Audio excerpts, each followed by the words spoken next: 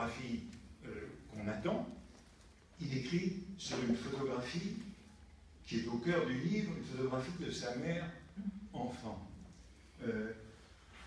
C'est ça, c'est dans cette photographie de sa mère enfant qu'il découvre l'essence de la photographie, alors qu'il a commenté toutes ces photographies que les cahiers du cinéma lui avaient fournies. Et en plus, il ne nous donne pas cette photographie. Donc il y a, vous voyez, cette façon de subvertir et de tricher, quoi, de tricher avec le contrat. Donc il ne nous donne pas la photographie de sa mère enfant, qui est pour lui l'essence de la photographie. Puis quelques pages plus loin, il nous en donne une autre, où on a sa mère enfant avec son frère, comme dans la photographie absente. Et il ne nous dit même pas que cette photographie vient à la place de celle qu'il ne nous donne pas. Donc, vous voyez cette façon de tricher. Dans Leçon, son inaugural au Collège de France, il dit qu'il faut toujours tricher la langue. Moi, je crois qu'il écrit toujours sur commande, mais qu'il triche toujours la commande.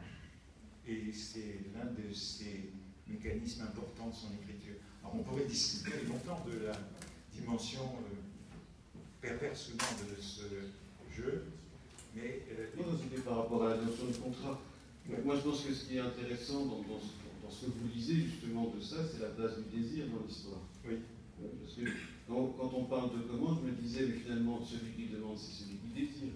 Oui. Parce que justement, on a besoin de la demande pour que quelque chose du désir se mette en place. Oui. Mais ce que vous nous dites là, c'est que le désir de Barthes, il va contre le désir de l'autre. Oui. Il se bâtit contre les dires de l'autre, et d'une certaine façon en lui montrant à l'autre qu'il désirait autre chose. Il désirait autre chose. Que c'est vraiment autre chose qu'il avait envie. L'exception, vous dites, bah, c'est le bouquin sur la photo, enfin le bouquin sur le cinéma, on va dire, et c'est surtout Fragment d'un discours amoureux. Alors, Fragment d'un discours amoureux, ben, me semble-t-il, oui, c'est le seul livre où je ne vois pas trop qu'il soit demandé ou commandé. Ça serait peut-être, à mes yeux, le seul livre qui se soit imposé à lui. C'est celui auquel vous avez d'une certaine manière assisté à oui, alors c'est peut-être pour ça que j'ai une illusion d'optique. Mais j'aurais tendance à dire que ce livre ne répond pas à une commande. Peut-être parce que c'est un livre sur l'amour. Et que l'amour, ça ne se commande pas. Il y a quelque chose dans ce livre qui est d'une cuisante actualité. Ça, j'ai découvert ou redécouvert en lisant le vieux vôtre. C'est qu'il soutient la question du neutre. Oui. Oui. Et c'est une question qui est très actuelle, puisqu'il y a quelqu'un qui vient d'obtenir qu'on puisse mettre sur son identité sexe neutre. Oui. Aujourd'hui. Et je trouve que, peut-être on peut en dire quelques mots, parce que je trouve que c'est intéressant par rapport même à la culture, à la sortie de tout ce qui est binaire. Barthes, il introduit comme une dimension essentielle la question du neutre. Très tôt, dès son premier livre, c'est une question qu'il taraude d'un auteur, le degré zéro de l'écriture, c'est déjà une réflexion sur le neutre. Barthes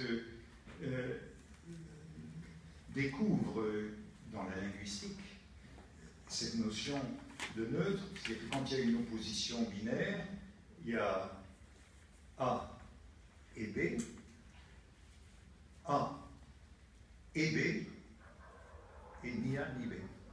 Donc, dès qu'il y a une opposition binaire, il y a 4 possibilités, en vérité, en linguistique. Toute opposition binaire implique 4 possibilités. Et dès le degré zéro de l'écriture, il s'intéresse à ce degré zéro qui est ni l'un ni l'autre. Ni l'un ni l'autre. Le né du neutre. Et on le retrouvera à travers toute son œuvre. Lorsqu'il est question, j'évoquais Sarrazine, et la castration. Il nous dit c'est pas une histoire de contrat, c'est une histoire de castrat. Et c'est ça qui provoque le fait que le contrat ne soit pas honoré. C'est le neutre, une nouvelle fois. Donc il s'intéresse toujours, il s'est toujours intéressé au neutre comme façon de déjouer les distinctions forcées. Et c'est pourquoi dans les fragments des sourds amoureux, il parle toujours de l'objet aimé, sans distinction de genre ou de sexe. Or c'est vrai, ça a une certaine actualité, puisque aujourd'hui, vous avez raison, on a lu ça il y a quelques jours, mais enfin ça va aller en appel, je crois. Oui, mais la question elle est clairement posée, ça finira par se poser, oui. Se poser au sens de s'inscrire. Oui. C'est une question qui est clairement posée, qui est battue et débattue, et ça introduit quelque chose de nouveau dans la langue, pas seulement dans l'état civil. Pas seulement dans l'état civil, ça introduit quelque chose de nouveau dans la langue. Il y a un an, pas cette année, mais l'année dernière, quand j'étais arrivé à Columbia, que j'enseigne souvent aux États-Unis, et il était question il y avait de longues discussions sur savoir ce que l'on allait mettre comme signe sur les toilettes qui ne seraient ni homme ni femme. Donc là, on touche à quelque chose de linguistique, maintenant il y a les toilettes pour hommes, les toilettes pour femmes, et les toilettes qui sont ni homme ni femme. Comment va-t-on les distinguer? Qu'est-ce qu'on va mettre sur la porte? Et c'est une grave question linguistique qui touche à ce problème du neutre. Parce qu'on voit que quand les gens essayent dans ce domaine-là, ils font plutôt par rajout que par défaut. Donc ils mettent les deux sigles ensemble. Voilà, c'est le problème de Kenslev. A, B, et A et B, ni A ni B. Donc oui. Alors, malheureusement, évidemment, j'ai un trou de mémoire, je ne sais plus quelle a été la décision. Qu'a-t-on choisi de mettre sur les toilettes ni A ni B? Mais c'est un problème qui se pose aujourd'hui dans tous les espaces publics aux États-Unis, donc il va venir bientôt en France de la même façon. Il faut construire des troisièmes toilettes. Dans les universités américaines, on avait décidé de convertir certaines toilettes pour handicapés en toilettes ni hommes ni femmes, parce qu'on avait construit trop de toilettes pour handicapés au moment où ça avait été une nouvelle norme. Mais je ne sais pas ce qu'il en est en France.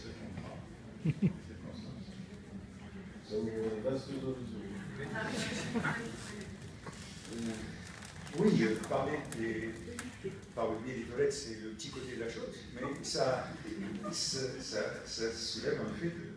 Je pense beaucoup à la langue elle-même, c'est-à-dire à partir du moment où il va y avoir un troisième terme, qui n'existe pas encore chez nous, qui existe chez les anglo-saxons, chez les allemands, enfin, je veux dire, il y a quelque chose qui change. Et comme dans mon domaine, je vous avais fait un peu référence tout à l'heure, tout ce qui est binaire est toujours beaucoup plus du côté de la folie, il faut toujours qu'il y ait un terme tiers pour sortir de ça. Je pense que le neutre ne peut plus une ouverture. J'ai complètement oublié de dire en introduction que un des prétextes, et seulement un des prétextes du livre, c'est que cette année, c'est le 100e anniversaire de la naissance de Barthes et c'est le 35e anniversaire de sa mort. Et qu'un des autres prétextes de votre livre, ce serait, les lettres que vos amis vous ont demandé, les lettres échangées avec Barthes. Et quand j'ai lu le livre, je me suis rendu compte de quelque chose qui me semble tout à fait fondamental et qui est à la marge du livre, à savoir la place d'une correspondance dans l'historisation. Et je me suis dit, c'est une question qui est intéressante aujourd'hui, où même vous en faites quelque part l'apologie, on sort de toutes ces questions-là pour rentrer dans un univers tout numérique dans lequel on risque, bien sûr c'est toujours un risque, c'est pas une réalité, on risque de perdre un élément fondamental qui, il suffit de retrouver un carton à chaussures et on se réinscrit dans une histoire. Oui, bon, je parle en effet des années 70, milieu des années 70, on écrivait beaucoup de lettres.